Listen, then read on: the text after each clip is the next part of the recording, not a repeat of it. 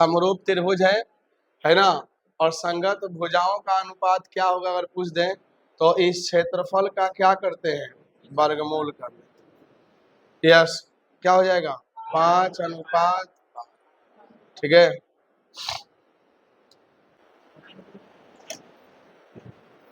2 number. अच्छा, ये प्रश्न आए तो आपको बनाने का जरूरत नहीं है, खाली क्या देख रहा है, मान लो कभी यहाँ रहेगा साइन थीटा रहेगा, क्या रहेगा कॉस थीटा, 1 हो जाएगा। ठीक है, और दूसरा चीज देखो, कॉसेक है कॉस है, इनका योग 90 होना चाहिए, इनका योग भी क्या होना चाहिए, कॉस है, कॉसेक है तो कॉस होगा, साइन है तो क्या हो जाएगा, साइन है तो क्या होगा कॉस, टेन के साथ क्या होगा आपको, हमेशा ये कट जाएगा, बनाना है ही नहीं इसको, आंसर लगाना है, क्या हो जाएगा। चलो तीसरा प्रश्न, ये आपका फॉर्मूला है, कौन सा फॉर्मूला, कौन सा बोलो, हाँ a² + b² ना, फिर से सोचो, देखो ये आपको मान लो ये है a², ये है आपका क्या b², और ये है a + ab + b², यानी इसके पहले क्या रहा होगा, इसके पहले रहा होगा a-, यानी कि ये जो फॉर्मूला है किसका है, ये है AQ - BQ, यानी A इसको कहेंगे और इसको क्या कहेंगे B कहेंगे। तो ये देखो 1.55 में से 0.55 घटेगा तो वैल्यू क्या आएगा 1, इसीलिए तो यहाँ पे 1 से गुना किया गया है इन सब, अगर 1 से गुना करेंगे तो यही वैल्यू आएगा कि नहीं आएगा, आएगा। तो कह सकते हैं कि AQ - BQ ही हमारा आंसर बनेगा। ठीक है, अब A किसको माना आपने 1.55 को क्यूब कर दीजिए, और B किसको माना 0.55 को क्यूब कर दीजिए, और यही आपका आंसर। तो सब आसान है, फॉर्मूला ही है आपका, और किसका फॉर्मूला है, AQ - BQ का फॉर्मूला है। ठीक है, हटाएं इसको, सरलीकरण है, सिंप्लीफिकेशन है, अभी हम लोग पढ़ेंगे, सिंप्लीफिकेशन पढ़े कहाँ, नंबर सिस्टम पढ़े नहीं है, सरलीकरण पढ़े नहीं। चलिए 4 नंबर बनाए हो, 4 नंबर, एक बल्ले का क्रय मूल्य उसके अंकित मूल्य का 75% है, 15% छूट देने के बाद लाभ प्रतिशत की गणना करें। ये बना है कि नहीं, कम से कम अभी पढ़े हो लाभ, गजब। एक बल्ले का क्रय मूल्य मान लो CP, ठीक है, अंकित मूल्य, पहले अंकित मूल्य लेते, चलो पहले लेते हैं CP, फिर ले लेते हैं MP, और फिर ले लेते हैं S। क्रय मूल्य उसके अंकित मूल्य का 75, तो अंकित मूल्य को 100 मानेंगे और क्रय मूल्य को क्या मानेंगे, ठीक है। अब कह रहा है कि 15% की छूट देने के बाद लाभ, तो देखो हमेशा जो छूट होगा ना, छूट वह किस पर होगा, MP।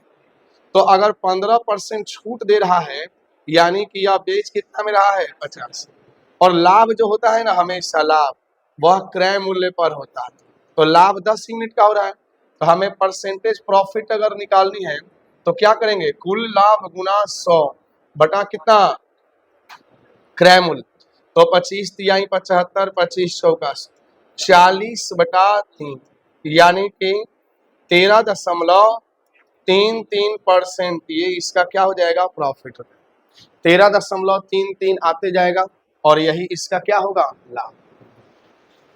ठीक है, क्लियर। तो पहले MP को 100 मान लेंगे, ठीक है, जो CP है वो MP से कितना कम है, देख लो, कम नहीं है, MP का 75% है, ठीक है, तो CP 75, फिर कह रहा है अंकित मूल्य पर छूट दे रहा है 15%, तो बेच कितना में रहा है, 85 में बेच रहा है। ठीक है,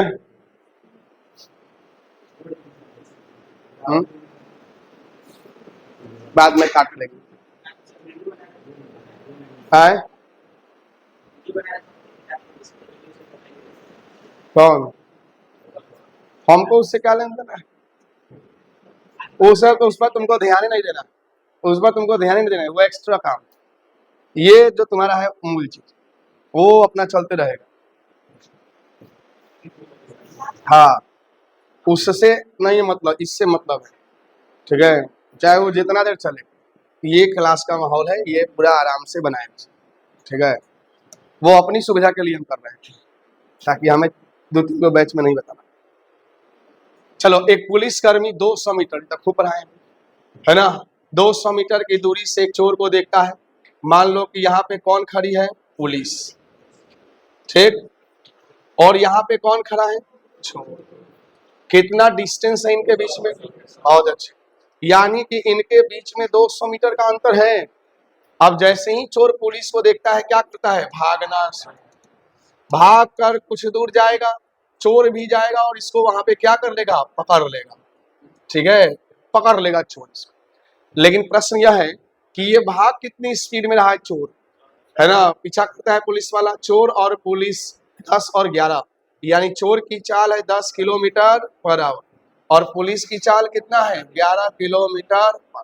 हो गया। देखो, जब एक ही दिशा में भागेंगे तो इनके चालों का क्या होगा, अंतर होगा। 9 मिनट बाद उनके बीच की दूरी क्या होगी, 9 मिनट के बाद उनके, देखो यहाँ पे हमें समय भी दे दिया है और यहाँ पे इनके बीच की क्या दे दिया है, दूरी भी दे दिया है, और कह रहा है कि 9 मिनट के बाद इनके बीच की दूरी क्या होगी। तो पहले हमें क्या निकालना होगा, पहले तो हमें निकालना होगा पकड़ने का समय, और समय बराबर क्या होता है, दूरी बटा 4।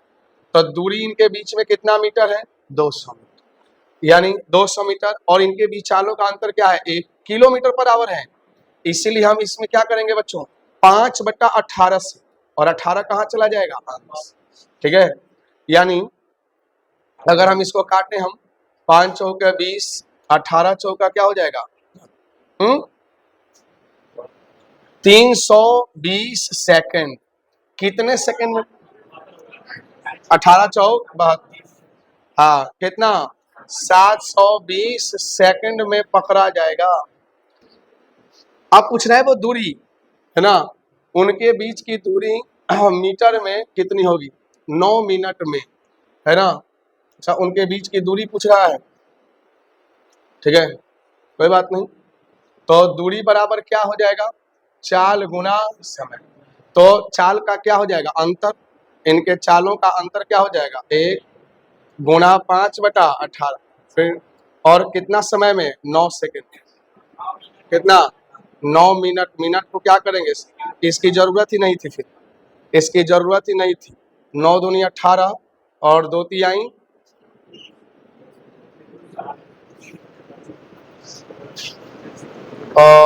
150 मीटर, और पहले से कितना है, 200। तो 200 माइनस करेंगे तो क्या हो जाएगा, 50 मीटर हो जाएगा। तो इसकी जरूरत ही नहीं थी, समय निकालने की जरूरत ही नहीं थी। ठीक है, 150 मीटर, इनके चालों के अंतर के अकॉर्डिंग देखेंगे 9 मिनट में कितना अंतर हो जाएगा, 150 मीटर। ठीक है, चलो घटाएंगे इसमें से, 200 मीटर में से दूरी कितना है, यहाँ पे लिख लो, 200 मीटर लिख लो। तो क्या हो जाएगा, कुल दूरी है 200, 200 में से 150 मीटर, 50 से ना आया है, 50 आएगा, एक लाइन में बनेगा। सब एक एक लाइन का क्वेश्चन है, वो हम समय निकाल दिया, आपको लगा इन पकड़ने वाला दूरी निकालना था। हाँ, एक त्रिभुज में देखो त्रिभुज ए बी सी में कोण ए बी सी, देखो ये कोण है ए बी सी, और क्या बोला, एक कोण बी जो है वो समकोण है 90 डिग्री, साइन ए 1/2 है। देखो यहाँ पे बोल रहा है, ये कोण बोल रहा है क्या, साइन ए, 1/2 का मतलब होता है, ये होता है P/H, यानी अगर साइन ए है तो ये हो जाएगा इसका P, ये हो जाएगा B, और ये H, और H कितना है, देखो जब आपका लंब 1 है और कर्ण क्या है आपका 2 है, तो आधार क्या हो जाएगा, हाँ ये बेस क्या हो जाएगा, हम निकाल लेंगे, और रूट अंडर क्या हो जाएगा, 2 का स्क्वायर -1 हो जाएगा ना। तो रूट अंडर 4 में से गया क्या हो जाएगा, रूट अंडर, ये 20। अब प्रश्न में बोला कि कॉस सी का बताइए, अगर कॉस सी रखेंगे तो कॉस सी क्या होता है बोलिए, बी बाई एच होता है कि नहीं, ठीक है, बी बाई एच। और जब यहाँ पे कॉस को रखेंगे तो इसका कॉस के लिए बी हो जाएगा ये 1 और एच हो जाएगा 2, यानी 1/2 ही आंसर आएगा, ठीक है। क्या आंसर आएगा, 1/,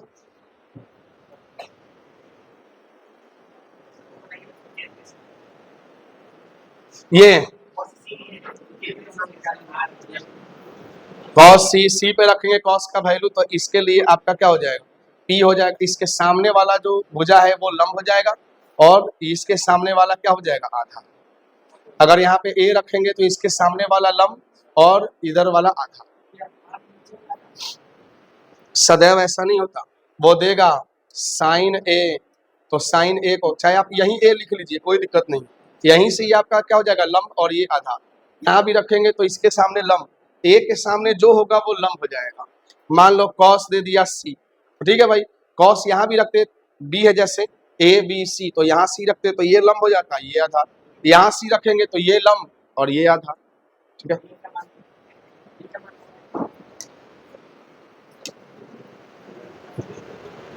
एक कर्मचारी के वेतन में पहले 25% की वृद्धि की जाती है, देखो, फिर 12% की कमी, तो पहले 25% की वृद्धि होती है, फिर 12% की क्या होती है, तो इसको बनाएंगे किस पे, ए प्लस बी प्लस ए इंटू बी बटा कमी वृद्धि लिख लेंगे हम, जैसे 25 की वृद्धि प्लस 12 की कमी माइनस प्लस 25 गुना माइनस 12/25 में से 12 गया क्या हो जाएगा, 13 माइनस 25 चौका 100 और 4 तिहाई, तो ये भी माइनस है ना, ये प्लस में आएगा और ये माइनस, तो 13 में से 3 जाएगा क्या हो जाएगा, 10% की, अगर प्लस में आ रहा है तो क्या हो जाएगा, प्लस में आ रहा है तो वृद्धि हो जाएगा।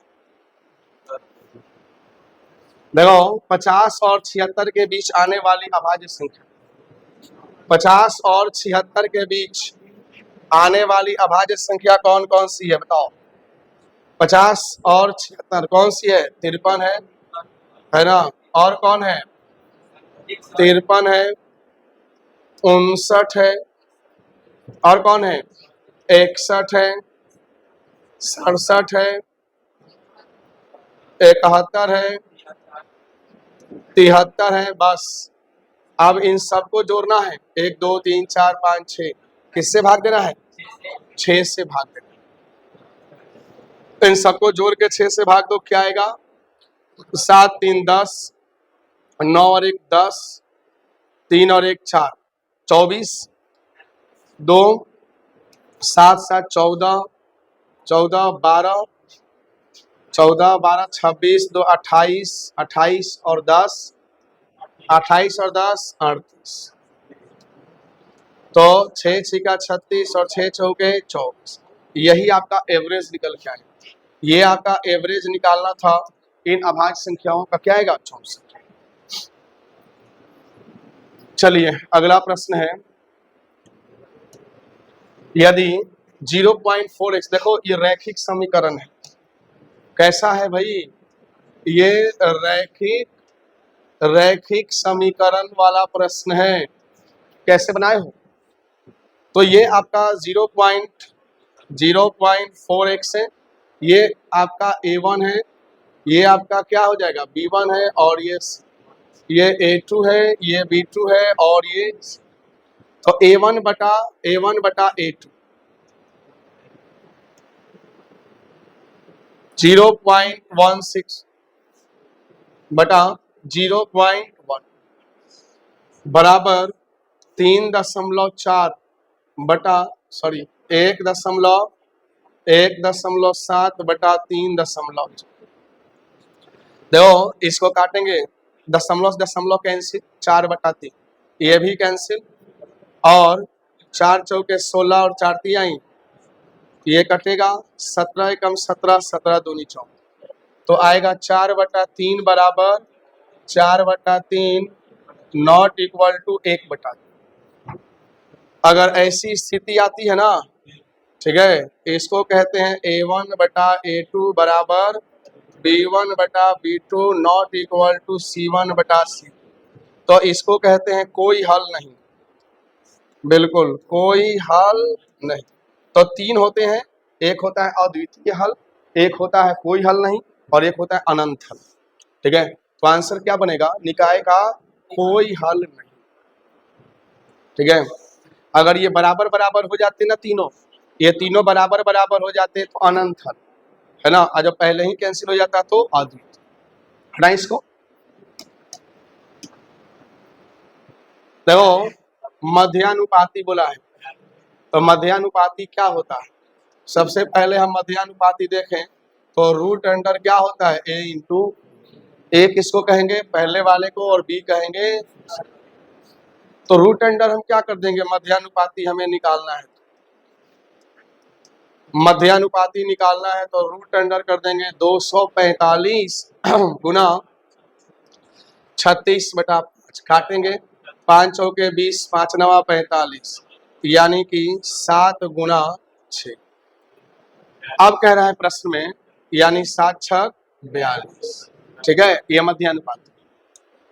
एक सम मध्यानुपाती को एक सम अभाज्य, सम भी होना चाहिए और अभाज्य, और सम और अभाज्य एकलौती संख्या है, वह है तो सम अभाज्य संख्या से विभाजित किए जाने पर प्राप्त भाग। तो सम अभाज्य एक ही है, पहली अभाज्य संख्या 2 है, पहली सम अभाज्य संख्या 2 है, यानी कि अगर हम पहली सम अभाज्य संख्या 2 से भाग दें तो क्या आएगा? 21। तो आपका आंसर आएगा 21 आएगा। ठीक है, फिर से देख लो 11 नंबर प्रश्न, सरलीकरण सिंप्लीफिकेशन। देखो सबसे पहले हमें क्या करना है? 11 तिया 33 और 2 क्या हो जाएगा? ये हो जाएगा 35/3 माइनस 26 में 4 जोड़ेंगे क्या हो जाएगा? 26 में 4 जोड़ेंगे क्या हो जाएगा? 30। 4/3 ऑफ का मतलब का,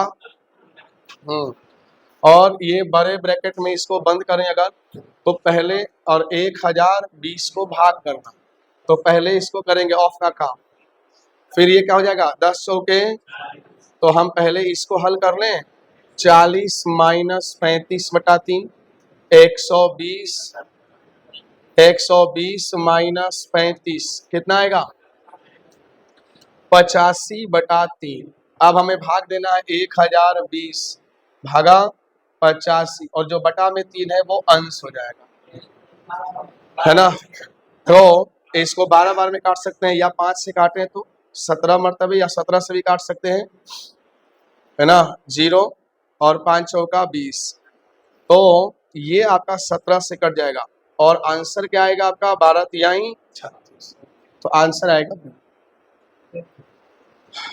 ठीक है।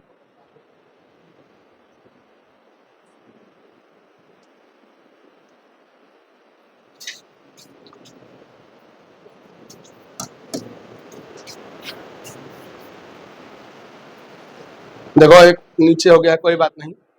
उस वर्ग का, देखो उस वर्ग, वर्ग जिसकी सभी भुजाएं क्या होती हैं? ये वर्ग है, और इसकी सभी भुजाएं क्या होती हैं? सभी भुजाएं बराबर, और ये इसका विकर्ण है, और विकर्ण होता है √2। कह रहे हैं कि उस वर्ग का क्षेत्रफल ज्ञात करें जिसका एक विकर्ण 4.8, यानी कि हम कह सकते हैं √2a बराबर 4.8, यानी कि a बराबर हो जाएगा 4.8/√। जब परिमेयकरण करेंगे हर का, तो क्या हो जाएगा? ये 2 से ये हो जाएगा 2, √2 गुना √2 यानी 2, 2 दूनी 4 और 2 चौके। a का वैल्यू आएगा 2.4 अब हमें पूछ क्या रहा है? क्या पूछ रहा है? क्षेत्रफल पूछ रहा है, तो हम क्षेत्रफल निकाल लेंगे। क्षेत्रफल बराबर होता है भुजा स्क्वायर, यानी 2.4√2 का होल स्क्वायर। चलिए दशमलव हटा लें अगर, तो इसमें क्या हो जाएगा आपका? 10, यानी कि हो जाएगा 576। कितना हो जाएगा? 576, और इसका रूट कैंसिल, स्क्वायर से रूट कैंसिल, क्या हो जाएगा? तो यहाँ पे 2 अंकों के बाद दशमलव लग जाएगा, गुना करेंगे 2 छक 12, 2 सते 14, 1 15, 2 पचे 10 और 1 11, 11.52 मीटर स्क्वायर। ये आपका आंसर बनेगा, है ना। उस वर्ग का विकर्ण दिया हुआ था, विकर्ण के बाद हटाए इसको। 11.5, ये भी नीचे हो गया है, कोई बात नहीं। देखो 8400 रुपए की ये साधारण ब्याज का प्रश्न है। 7% वार्षिक दर पर 1928 होने में कितने परसेंट? 1928 रुपए होने में साधारण ब्याज की 7% वार्षिक दर पर, तो ये इसका क्या हो जाएगा? 1928 रुपया ब्याज हो जाएगा। तो हमें तो निकालना है समय। समय बराबर क्या होता है? ब्याज गुना 100 बटा मूलधन। गुना में क्या होता है? ये कट जाएगा, ठीक है। 84 से हम काट लेंगे इसको, 84 से काट लेंगे या 7 से भी काट लेंगे हम। 7 दूनी 14, 7 सते 49, कटेगा। 5 52 38 नहीं कटेगा 7 से, 84 से ही काट लेते हैं। 4 चौका 16, 4 अठे 32, 4 एकम 4, ठीक है।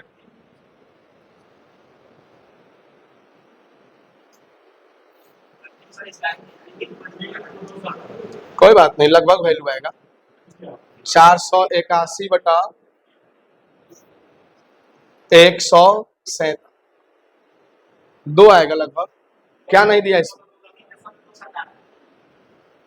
तो ऑप्शन में नहीं है, कोई बात नहीं, छोड़ दीजिए इसको, साधारण सा प्रश्न है, ऑप्शन मिस्टेक हो गया होगा। निम्नलिखित में से कौन सी संख्या 2 और 5 दोनों से विभाज्य है? तो ऑप्शन देख लेंगे एक बार। 2 और 5, यही प्रश्न है। 2 और 5 दोनों से विभाज्य है, सिर्फ कौन सा? डी। काहे कि 2 और 5 के लिए इकाई अंक क्या होना चाहिए? 0, 0 होना चाहिए। और 0 या 5 से तो विभाज्य है लेकिन 2 से नहीं। ये 2 से तो है लेकिन 5 से नहीं। और ये 5 और 2 दोनों से। देखना, 2 और 5 दोनों से वही संख्या विभाज्य होगी जिसके इकाई का अंक क्या हो? 5 से भाजकता का नियम भी यही है, इकाई का अंक या तो क्या हो?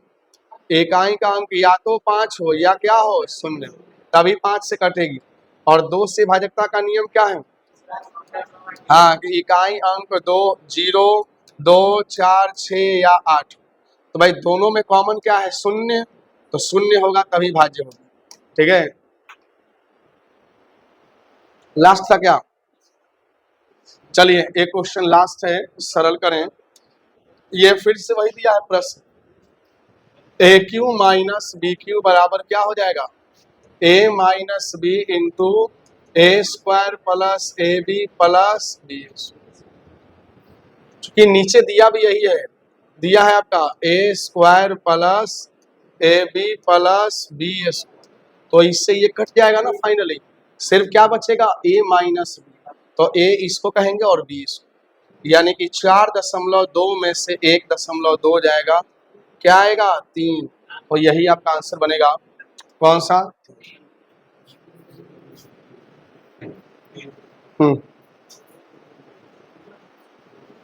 हो गया।